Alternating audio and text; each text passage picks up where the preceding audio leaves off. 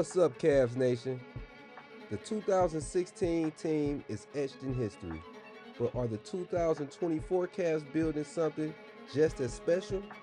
Today we're diving deep into the numbers, play style, and intangibles to find out. We're comparing these squads through the first 17 games. The 2016 Cavs were the reigning champs to beat, starting 13-4. But the 2024 Cavs, they're scorching at 16-1. Let's break it down. The 2016 Cavs averaged 108.2 points per game, with a defensive rating of 106.2. Their three-point percentage, a deadly 36.9%, perfect for a LeBron pace and space offense. Fast forward to 2024. This team scores 115 points per game with a defensive rating of 107.8, one of the best in the league. Their three-point shooting nearly identical at 36.7, but they've leaned more on their fast breaks and paint dominance. While the 2016 Cavs relied on veteran chemistry, the 2024 Cavs are flexing elite defense and versatility. The big three of 2016, LeBron James, Kyrie Irving, and Kevin Love dominated. LeBron averaged 24.9 points per game, 9.1 assists, and 7.7 rebounds. Kyrie added a 23.6 point per game, and Love brought 21 points and 10 rebounds per. In 2024, the Cavs have a younger core led by Donovan Mitchell's 24.3 points per game, Darius Garland's elite playmaking at 7 assists per game, and Evan Mobley's two-way dominance. To really dive deep into the debate, I found two great breakdowns, one analyzing the 2016 Cavs offense and the other dissecting the 2024 Cavs offensive system. We'll compare their strengths, but we'll not stop there. Next, we'll shift our focus to the 2024's team defensive grit, a key factor in their dominance so far this season. And finally, we'll revisit one of the most iconic defensive performances in NBA history, Game 7 of the 2016 Finals. Let's see how that all stacks up. Sometimes when they bring the ball up, the Cavs will go right into a double staggered screen for a wing, here J.R. Smith. It's defended this time, but then Dellavedova and Mozgov can work a give and go, and Delly hits the floater. Notice how the screens occupy the weak side defenders here, so Smith can catch it on the block and attack without much resistance. I saw them run pistol once for LeBron. Kyrie will dribble it up on the wing, LeBron will screen for him and then receive a flare screen toward the top, and this time it gets him a drive toward the middle, and while he misses, Thompson is there for the putback. This is one of their favorite sets. The point guard receives a ball screen while LeBron is coming off a cross screen toward the basket, and here it gets him a layup. It's a really nice play because if the screen for LeBron is half decent, he'll be open under the rim. Though this time, Delly forces the pass even though it was covered. They like running high post splits. They'll get it to LeBron at the high post and Delly and Kyrie will cut off of each other, and here the result is a pick and roll with Delly and LeBron, and it works well. This time LeBron starts in the corner, and coming off the first pin down, he can either curl to the basket or here come get the handoff from Kevin Love and attack the rim.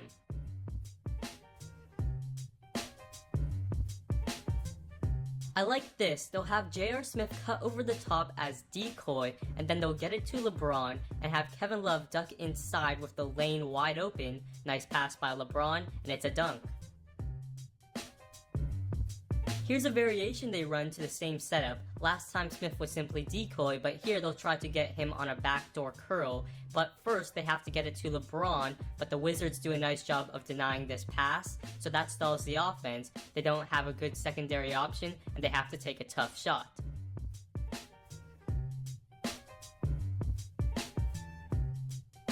And here's a great play the Clippers also run for Blake Griffin. Love will set a ball screen and then receive 2 screens toward the basket, and here it works well, though Love can't finish.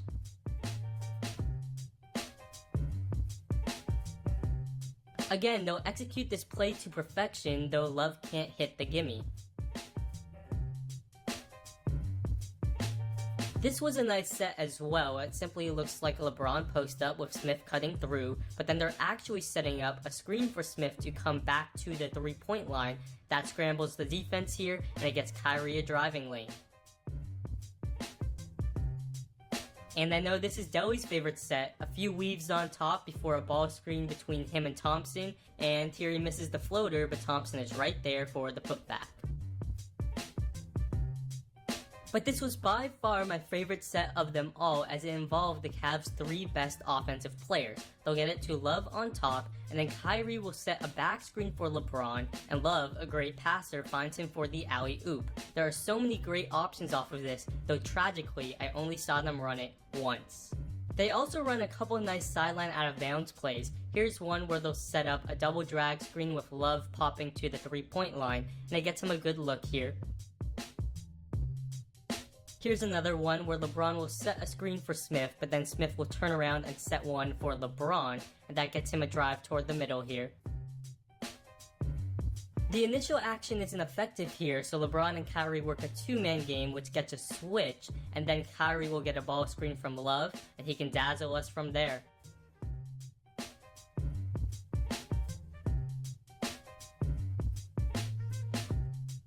Now all of those set plays are nice and the Cavs should run them, but now I'll break down when their offense is most dangerous, focusing in on a few things they do. And the first is a Kevin Love pick and pop, and here he gets a 3 off of it. When he catches it, of course he's a threat to shoot, but if you run him off the 3-point line, he'll attack the basket, and here score. What also makes this play work is his passing, so here he'll pop, put it on the floor, and then make a nice pass to Thompson. This time he'll pop, pump fake, take a dribble, and then spot J.R. Smith for the 3. Love is just a really smart offensive player, so here he sees his man will hedge the pick and roll, so instead of popping, he'll roll to the basket, to the open area, catch it, and draw a foul here. He sees the opportunity to roll, and then makes a nice pass to Mozgov.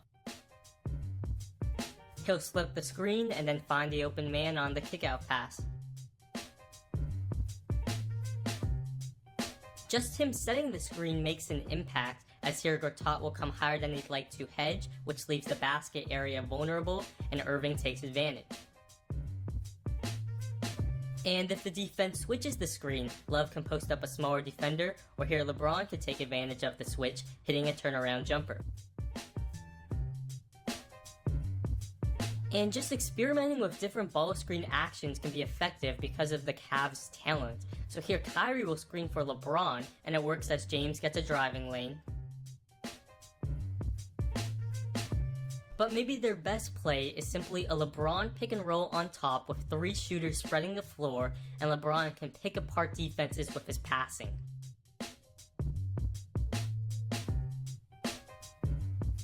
It's so simple, yet so difficult to defend.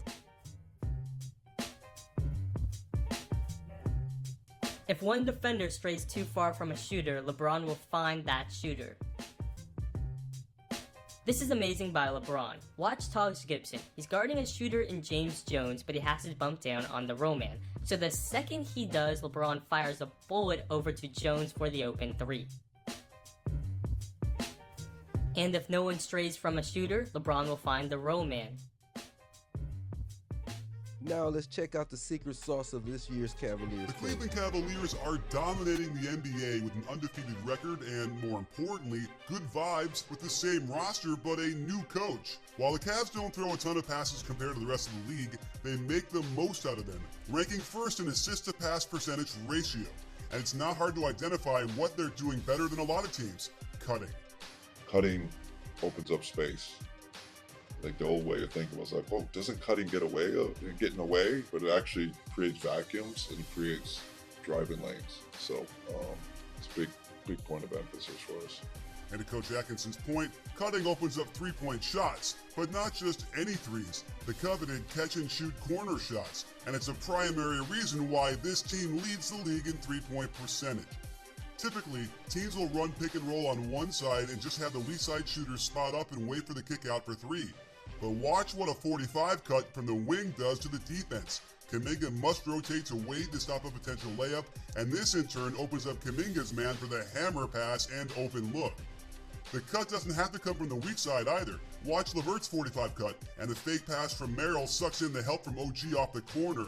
Then it's the easiest pass in basketball 18 feet away for the wide open triple. If the defense doesn't help off the strong side corner to the 45 cut, watch how the weak side corner defender must full rotate to the rim. Giannis's man is left all by himself for yet another wide open corner three. The Cavs are also utilizing another great area to cut from, along the baseline. When Wade cuts to the basket from the corner, he brings his man with him, allowing Ty Jerome to fill in behind him for the wide open corner three. This is definitely a concept they focus on, as it happens again on this play with LeVert garnering all the attention with the inside ball screen. At the same time, Merrill cuts along the baseline, dragging his man with him. Jerome replaces him, and the drive lures the help to the paint, opening up the easy kick for a wide open three. Whenever the weak side corner sees a drive, they're trained to cut to the basket, while the weak side wing slides down to the vacant corner. All the ball handler has to do is decide which open shot he wants to get for his team. Another great way to utilize cuts is running inside ball screens with an empty corner. This creates a 2-on-1 between the corner and the roller and the lowest man on defense. He has to choose one or the other. An easy decision for Garland as he gets the dime to Wade. You don't even need to use the inside screen.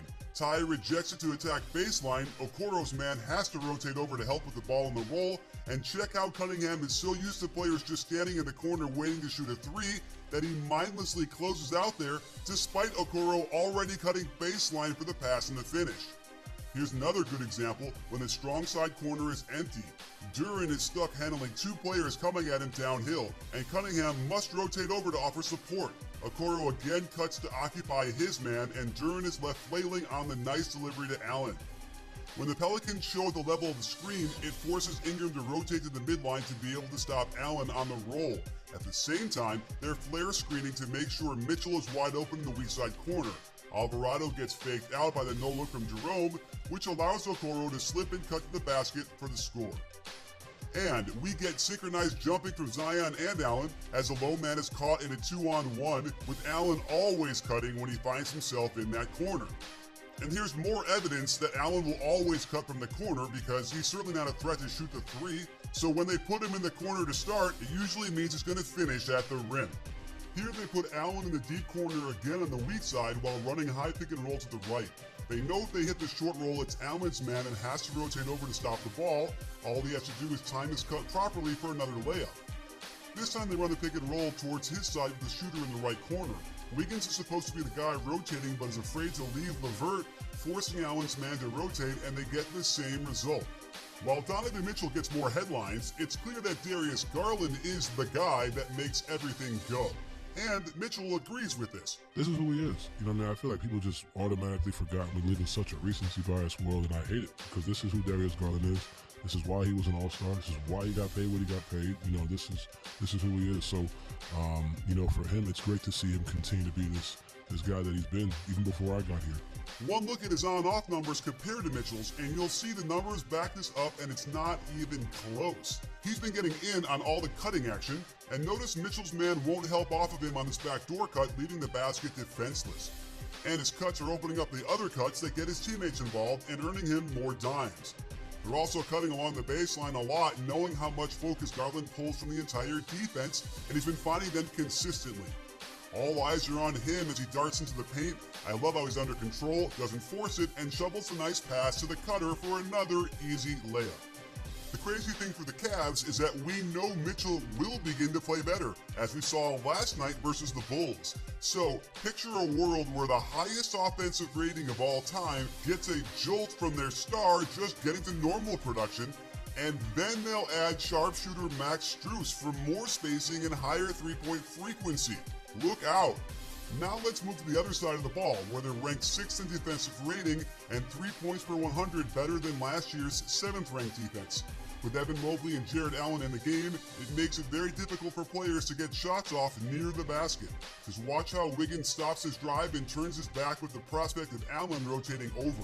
And then watch how he can recover from the shot fake to contest this fadeaway into a miss. It's rare you won't see Anthony Davis be aggressive on his rolls, but he thinks twice about a shot here in front of Allen, and then you have a terrific closeout by Mobley that harasses LeBron into a bad miss.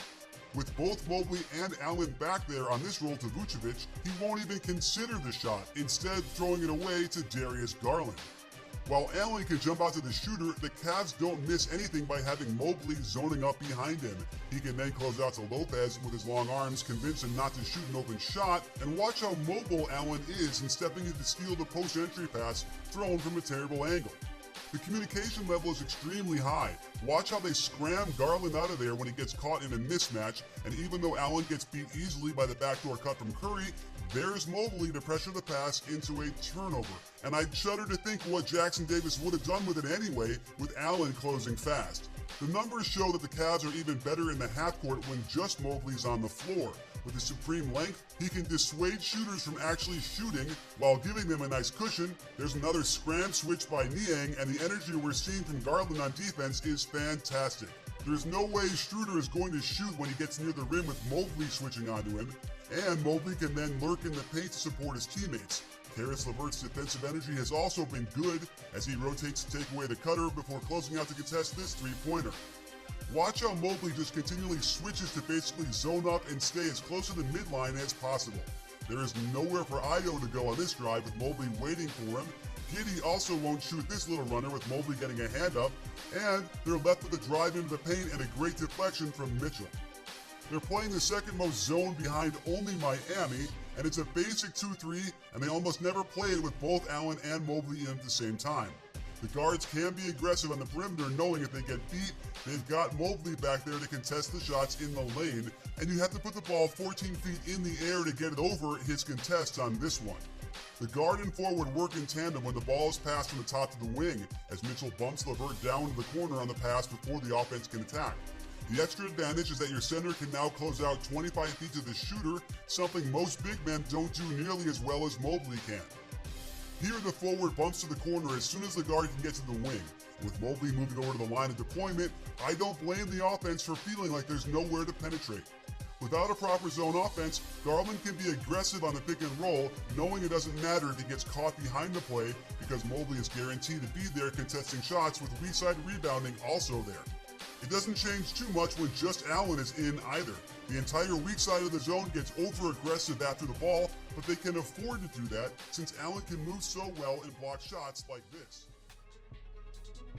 And Mike, right away we see Draymond Green starting defensively against LeBron James, trying to make sure they keep him outside of the paint area and force him to be a jump shooter.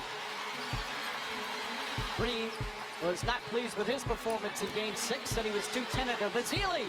Can't get at the ball, and James, you got to continue to remind yourself that it's just another game. Sure the intensity, sure the moment, sure the sense of urgency, but don't get out of character. The same things that put you in this position will put you in position to be a champ. Klay Thompson drives. Green fakes. Green up to his Healy, who misses from point-blank range. James comes out of the pack. Fakes. Drives on Barnes, left-handed, banks it in. As good as it gets. We said the other night, may have been the loudest we heard Quicken Loans Arena. This might be the loudest we've heard this building. But on that drive, James versus Curry, don't drive to pass, drive to score. Vasily, blocked by Thompson. Curry got sloppy with a dribble, and Jefferson picks up the errant ball. James to Jefferson. Jefferson goes right at Draymond Green. It's just too unaggressive offensively, trying to orchestrate too many things. Livingston shoots over Mo Williams, not that time. Unable to finish. Green leading the break. Green's pass stolen by James, and Mo Williams all alone. LeBron James. Iguodala, Livingston, Green, Thompson, and Spates. Green's jumper. Rebound knocked out of Shumpert's hands. Iguodala. Curry drives again. Left-handed blocked by James. Rejected out of bounds. And this is when James went crazy on it. In these finals, and the two of them had some words. Shumpert getting involved. One of the blocks in Game 6 that James blocked Curry and then looked at him and had some things to say. Shouldn't talk to the king. I'm telling you, you're going to regret it. You see the track down by LeBron. Big time defensive play. Says, you know my work. Remember me. Thompson drives on Love. Gets past. Layup short. Rebound Iguodala. And Thompson reset. Curry for three. Everything in this game was contested. Like, they were so locked in on defense. They was playing defense on the string. Like, they was all one. Look, everybody out uptight. Ain't no quick, easy pulls. And another block, man. I'm telling you, you don't talk trash to the king, man. Not on Game 7. With all of it on the line. In Game 6. As help here off the bench. Curry from way downtown. Richard Jefferson tracks it down. They're picking up the third to change the equation here in the second half. On the offensive end, he said too many turnovers. And again, look at the rotation. Azili gets inside. Rebound, look, fighting with each other for the board. Everybody crash. And 8 points here to start the third quarter. I love But great flare screen. We're going to be set by passing Kyrie again. Irving to help him Uptight get on you. just enough space Got length on you. for that jumper. Up tight. Draymond Green. He wants you to shoot it. Nothing. He passing you off. Look, bad pass. Picked up by Thompson. Bad pass. We're going the other way with it. We're going the other way, LeBron man. James. Here we go again. Up tight. Taking right across the midline. We ready for the quick three. Varejao Coming off the screen. to Curry. We passing you up, and we contesting the shot. Come on, we're going the other way with it. In this game, in a final series that has not had very many close games, really none going down to the wire. Here comes Curry inside Varejao, stolen by Love. Irving goes to Draymond Green, drives, layup is good. Beautiful move. 7 on the 24. Here we go, up tight again. On top of Klay Thompson. Passing him, pass. Pass him all up contest. Just gets it off the Horrible top. shot. Horrible shot. Crosses the rim. Force him, trying to force it. Warriors have the basketball underneath. Everybody moving, everybody hustling. We fight through picks. Coming up tight. Klay Thompson catches, fires. Too They just strong. couldn't get it. You ain't getting none of that before. They had to work hard for all the buckets they got. Here we go again. But you're Gotta ready. make sure you don't get to your spot. You ain't gonna be comfortable pulling that Love three. bumps Curry. Anything you make gonna be crazy. And stolen. Here Once comes again, Irving. another steal Irving other way. tries to Oh, pass Green. The foul in the is middle. shot. Ooh, off the glass. High off the glass, Kyrie. And the Cavaliers with Crazy. their largest lead of the night.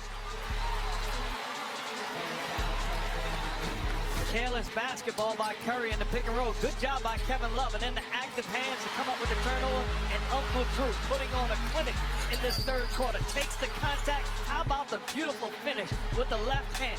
My goodness. Spectacular. 8 of his 17 points here in this third period. High off the glass. Green picks up his first Beautiful. foul. Since that timeout you spoke of, Mark, 10 straight points by Cleveland. This is a Here we hard go again. unit for Who's the Cleveland point of the game? defense. 75-74. Curry nearly falling down. Another Wild shot. another hard, Comes up crazy with a rebound. shot. Having to work hard to even get a look. Thompson He denied look Curry. fighting. Get Tristan chasing him around the picks. Winding down. 2 on the He's 24. still he on Curry both another teams. He on the 16 squad and he on the 20, this year's 24 squad. Screen, the ball came back to James, and there was a huge driving gap for him to attack.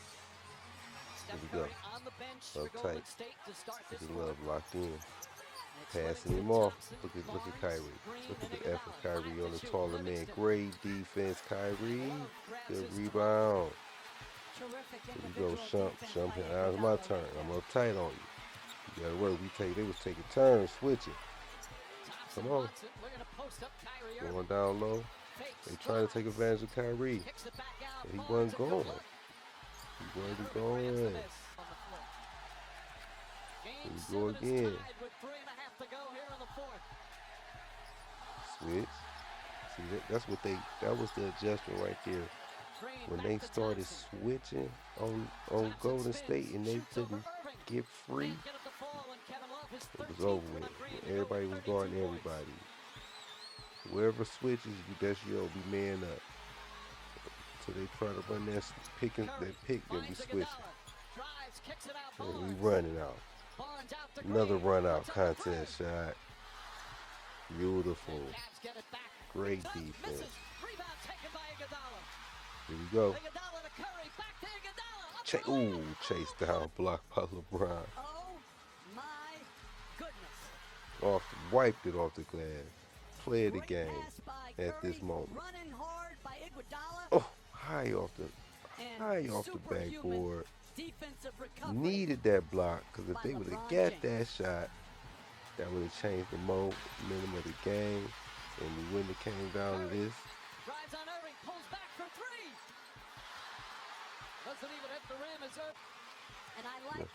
Kyrie went down there and hit that shot. And then we come with Kevin Love. Look at this D Kevin Love put on. Come on, put the works on it. Put the works on it, Kev. And you know they're coming back to it. Stay ready. Look, I was ready for that. Yeah, you going all off balance. Great defense. Overlooked part of the final. Kevin Love on this great defense. Look at it. One more time. Now let's just relive this moment in history. Tell me where you was at.